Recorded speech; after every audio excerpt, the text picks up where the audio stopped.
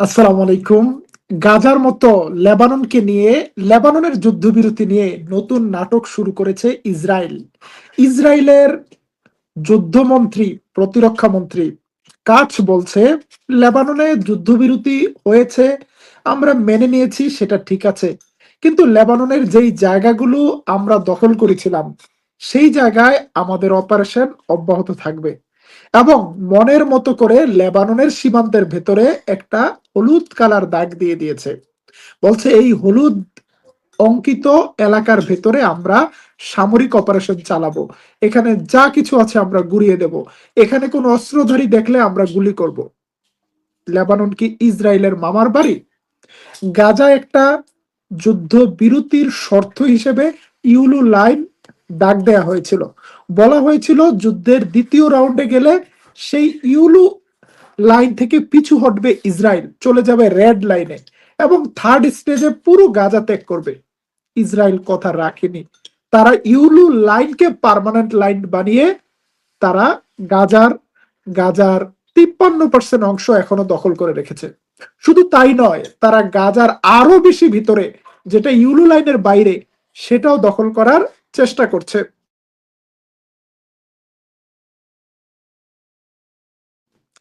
এখন লেবাননে কোনো ইউলু লাইন নেই, নিজেরা মনের মতো করে ইউলু লাইন দিচ্ছে।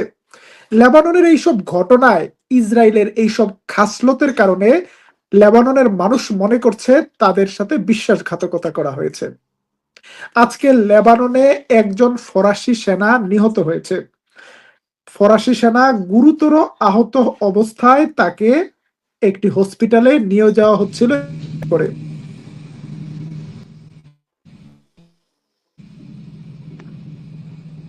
জাতিসংঘের শান্তিরক্ষী বাহিনীতে কর্মরত ফ্রান্সের এই সেনা গুরুতর আহত হওয়ার পর হাসপাতালে নেওয়া হয় এবং নিহত হয়। হিজবুল্লাহ বলে দিয়েছে তারা জাতিসংঘের বাহিনীকে আক্রমণ করেনি।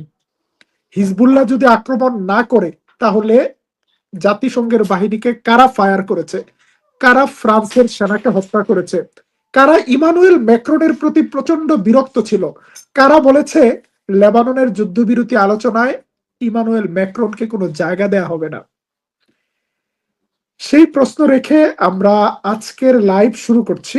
তবে লেবাননে যে এইরকম একটা কাজ করতে পারে ইসরায়েল, সেটা ধারণা করে ইরান ফরওয়ার্ড লুকিং স্টেপ নিচ্ছে।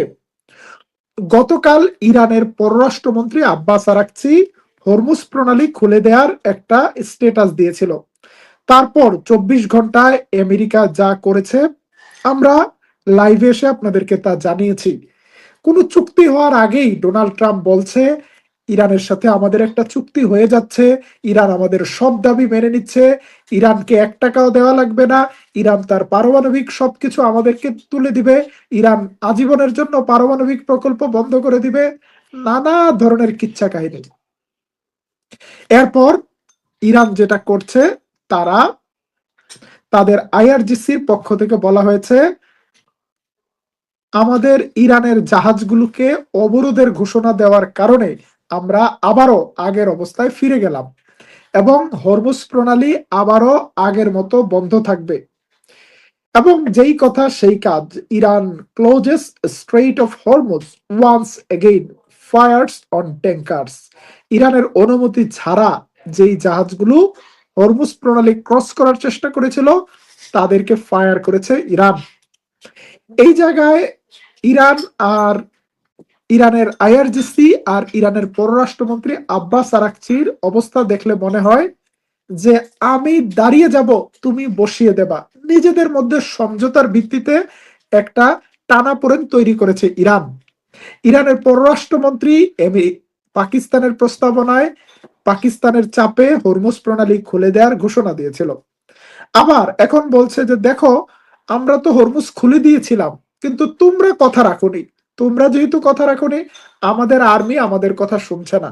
তারা বলছে আমাদের ইরানি জাহাজ যদি অবাধে চলাচল না করতে পারে, আমরাও আমেরিকান এবং আরবদের জাহাজ অবাধে চলাচল করতে দেব না। কি করার আছে আমার বলো? আমাদের আর্মি কথা শুনছে না। তোমার ইসরায়েল যদি তোমার কথা না শুনে, তারা যদি লেবাননে হামলা চালাতে পারে, আমার আর্মি আমার কথা শুনছে না, কি করব? যুদ্ধের সময় আমেরিকান প্রেসিডেন্ট ডোনাল্ড ট্রাম্প বলছে, আমরা ইরানের সাথে একটা সুন্দর আলোচনার ভেতরে আছি। ইরানের তো আসলে কিছু নেই, ইরানের নৌবাহিনী ধ্বংস হয়ে গেছে, ইরানের বিমান বাহিনী ধ্বংস হয়ে গেছে, তারা যেন আলোচনায় আসছে শুধু আমাদের কথা শোনার জন্য, এমন একটা ভাব মার্কিন প্রেসিডেন্ট ডোনাল্ড ট্রাম্পের। চলুন দেখে আসি ট্রাম্পের সর্বশেষ About Iran বক্তব্য। later. We have very good conversations going on. It's working out very well. They got a little cute as they have been doing for 47 years. Nobody ever took them on. We took them on. They have no Navy. They have no Air Force. They have no leaders. They have no nothing. Actually, their leaders are, it is regime change. About Iran ইরানে later. নাকি কোনো leader নেই, তাদের নাকি কিছুই নেই, এই কথা বলে মার্কিন প্রেসিডেন্ট থেমে থাকছেন না। তিনি বিশ্বের সবচেয়ে বড় বিমানবাহী রণতরীকে কিন্তু ইরানের দিকে পাঠাচ্ছেন। আজকে আমেরিকান রণতরী জেরাল্ড ফোর্ড ভূমধ্য সাগর থেকে লোহিত সাগরে প্রবেশ করেছে।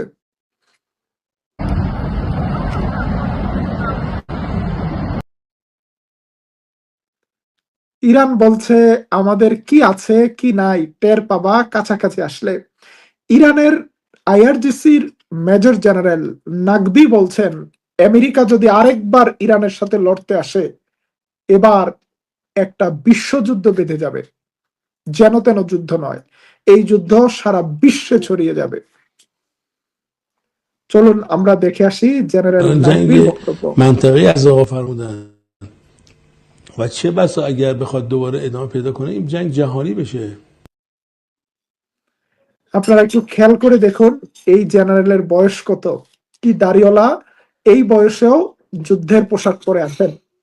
ওনাদের চেহারার দিকে তাকালে আমাদের ইসলামের সোনালী যুগের কথা মনে পড়ে, যখন আল্লাহ রাসূলের বয়স্ক সাহাবীরাও যুদ্ধে যাওয়ার জন্য প্রস্তুত হয়ে যেতেন। সম্ভবত 90 কিংবা 100 বছর বয়স্ক সাহাবী হযরত আইয়ুব আনসারী রাদিয়াল্লাহু আনহু যখন শুনলেন একদল সাহাবী ইস্তাম্বুল শহর অবরোধ করতে যাবে, বাইজেন্টাইনদের কনস্টান্টিনোপল অবরোধ করতে যাবে, এই বয়সে তিনি বললেন, আমাকেও তোমরা সেই যুদ্ধে সামিল করো, আমিও যেতে চাই সেখানে। কারো বাধা তিনি শুনলেন না। তিনি এই বয়স নিয়েই রওনা দিলেন ইস্তাম্বুলে। দীর্ঘ পথ পাড়ি দিয়ে, মরুভূমি পাড়ি দিয়ে ইস্তাম্বুলে আসলেন।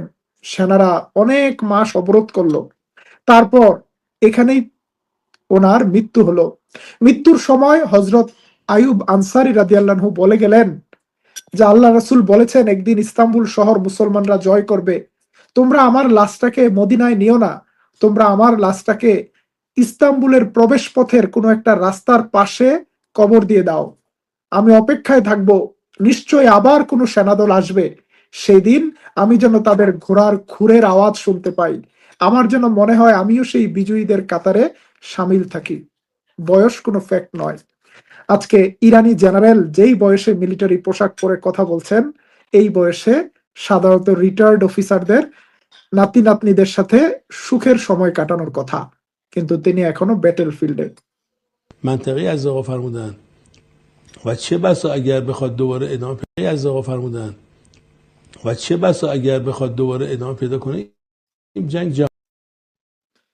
ঠিক এমনি ভাবে ইরানের আবাল বৃদ্ধ বনিতা সকল বয়সের সকল মানুষ একসাথে একসাথে তাদের মাতৃভূমি রক্ষার লড়াইয়ের জন্য কিন্তু প্রস্তুত আছে। আমরা গত লাইভে দেখিয়েছি ইরানের নারীরা কিভাবে তাদের বাচ্চা কাচ্চা সহ রাজপথে এসেছে, তারা রাইফেল হাতে নিয়ে তেহরানে মহড়া দিয়েছে, তাদের দেশের স্বার্থে তারা সবকিছুর আগে তারা তাদের প্রাণ বিসর্জন দিতেও প্রস্তুত আছে। এইরকম একটি জাতিকে পরাভূত করা কঠিন। আজকে রাতেও ইরানের রাজধানী তেহরানে জনতার ঢল নেমেছে ইরানের ইসলামী সরকারের পক্ষে।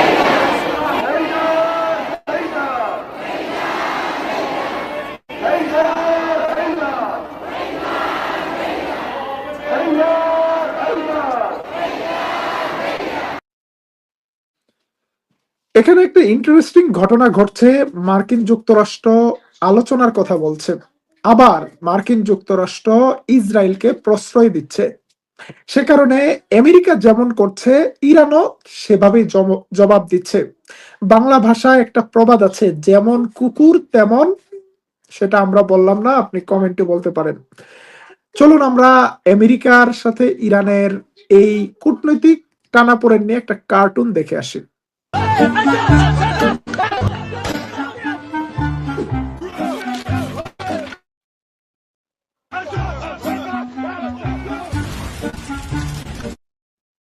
কার্টুনে দেখা যাচ্ছে ডোনাল্ড ট্রাম্পের এবং তার প্রতিনিধি দল হরমুজ প্রণালী খুলে দেওয়ার জন্য অনেক চেষ্টা করছে, আর এদিকে মার্কিন মোড়কগুলোকে খেয়ে ফুরিয়ে ফেলছে ইরানের আইআরজিসি, তারা বন্ধ করে দিচ্ছে হরমুজ প্রণালী।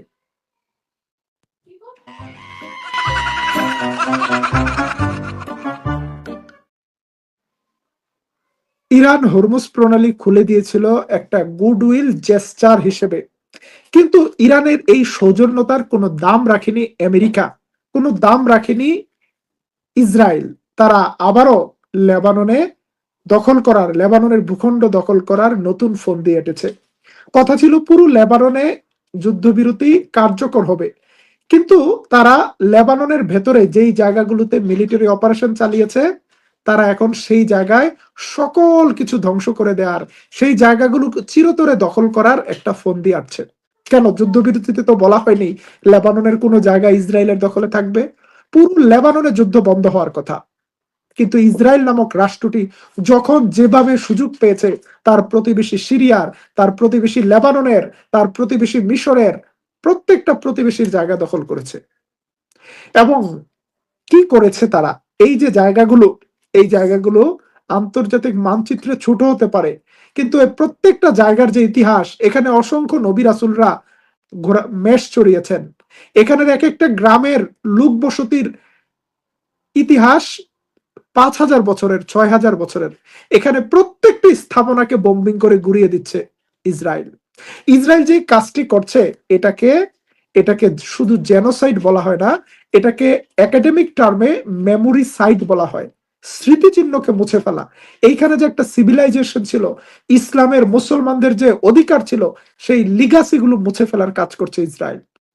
আমরা যে ভিডিও ফুটেজ দেখতে পাচ্ছি আমাদের কাছে আসছে, একটা গ্রামে প্রবেশ করে সেখানের প্রত্যেকটা বাড়িতে ডিনামাইট স্থাপন করে একটা রিমোট কন্ট্রোল টিপ দিয়ে পুরো গ্রামটাকে উড়িয়ে দিচ্ছে। এবং এই কাজ হচ্ছে সারা বিশ্বের মানুষের সামনে, এই কাজ হচ্ছে আমেরিকার সামনে, আমেরিকার আশ্রয় প্রশ্রয়। সে কারণে আমেরিকা যত ধরনের কুটচাল দিবে, ইরান তার পাল্টা চালটা নিয়ে আসছে। ইরান বন্ধ করে দিয়েছে হরমুজ, আসো আগে তোমার ইসরায়েলকে টাইট দাও, সোজা করো, তারপর আবার হরমুজের ব্যাপারে কথা বলতে এসো।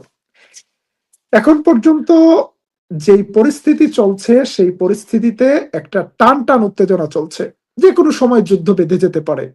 ইরান এখন পর্যন্ত আর আলোচনায় রাজি হয়নি। ইসলামাবাদে যেই আলোচনার কথা ছিল, সেই আলোচনার প্রস্তাব এখন পর্যন্ত ইরান গ্রহণ করেনি। এবং ইরানের একজন জেনারেল বলছেন, যদি আলোচনার টেবিলে ইরানকে ইরানের ন্যায্য অধিকার দেয়া না হয়, তাহলে ইরান তার ন্যায্য অধিকার তার ব্যাটেল ফিল্ডে আদায় করবে। ইরান তার অধিকারে এক চুল ছাড় দেবে না। ইরান শান্তিপূর্ণ পরমাণু ব্যবহারের অধিকার চায়, ইরান তার উপর থেকে সকল নিষেধাজ্ঞা প্রত্যাহার চায়, ইরানের জনগণের তেল বিক্রির একটা একটা করে টাকা পাই পাই করে আমেরিকার কাছ থেকে ফেরত চায়। এই জায়গায় কোনো আপোষ হবে না। এমনকি ইরানের কোন সরকারি কর্মকর্তা, কোন মন্ত্রী যদি ইরানের জনগণের সাথে বিশ্বাসঘাতকতা করে আমেরিকার সাথে ডিল করতে চায়, তাদেরকে বহিষ্কারের ঘোষণা দিয়েছে ইরানের একজন সংসদ সদস্য। ইরানের সংসদ সদস্য বলেছেন, ইরানের পররাষ্ট্রমন্ত্রী আব্বাস আরাকচিকে ইরানের জনগণের পালস বুঝতে হবে। আব্বাস আরাকচি যদি জাতির স্বার্থের বিরুদ্ধে যে কোনো উদ্যোগ নেয়, আব্বাস আরাকচিকে ইরানের পররাষ্ট্রমন্ত্রীর পদ থেকে বহিষ্কার করা হবে। প্রিয় দর্শক, আমরা ইরান আমেরিকা যুদ্ধের সবশেষ পরিস্থিতিগুলো আপনাদের কাছে তুলে ধরার চেষ্টা করছি। ঘটনা কোন দিকে মোড় নেয় আমরা আপনাদেরকে রেগুলার আপডেট দিচ্ছি। আমেরিকা ইরান যুদ্ধের সবশেষ পরিস্থিতি জানতে, বস্তুনিষ্ঠ সংবাদ পেতে চোখ রাখুন তুর্কিপিডিয়া নিউজে। দেখতে পারেন আমাদের তুর্কিপিডিয়ার টেলিগ্রাম চ্যানেলও। আবারও দেখা হবে তুর্কিপিডিয়া নিউজে ইনশাআল্লাহ। আল্লাহ হাফেজ।